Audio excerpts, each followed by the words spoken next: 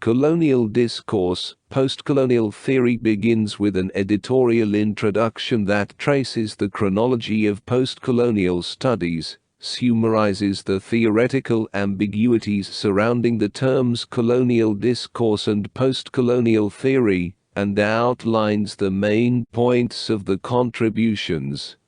Barbara McClintock questions the utility of the term postcolonialism in a diasporic neo-colonial world. While the papers cover a variety of topics, they can be broadly categorized into three themes: autoethnography and transculturation, hybridity and identity, and nationalism and minority cultures. In the realm of autoethnography and transculturation, Mary Pratt introduces the concept of the contact zone, exploring the space where the colonized respond and resist colonial intervention.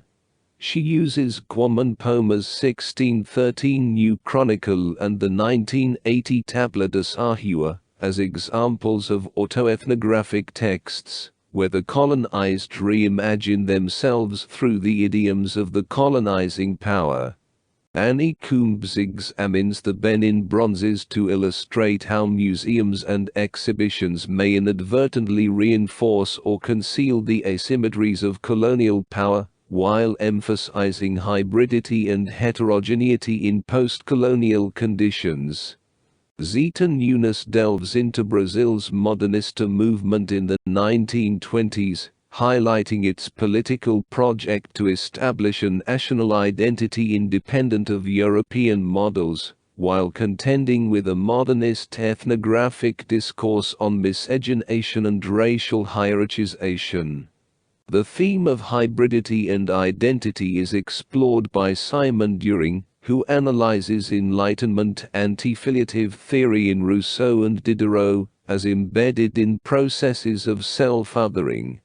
Peter Hulme uses the novel Wide Sargasso Sea to demonstrate how postcolonial readings can be reconstructed by acknowledging the multiple local histories and identities impacting global culture. Gayatri Spivak contrasts Arcane Arians the Guide with its later filmed version, examining the neocolonial traffic in cultural identity through the interplay of English and vernacular languages. David Lloyd seeks to redefine the distinctions between minority discourse and ethnic culture, transforming both concepts for self-critique.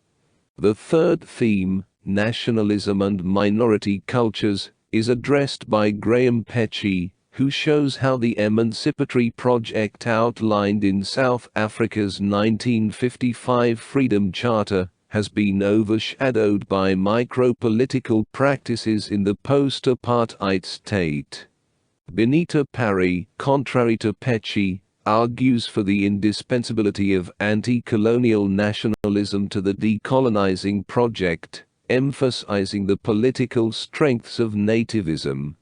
Neil Lazarus revisits Fanon's critique of bourgeois nationalism, while leaving space for nationalitarian consciousness.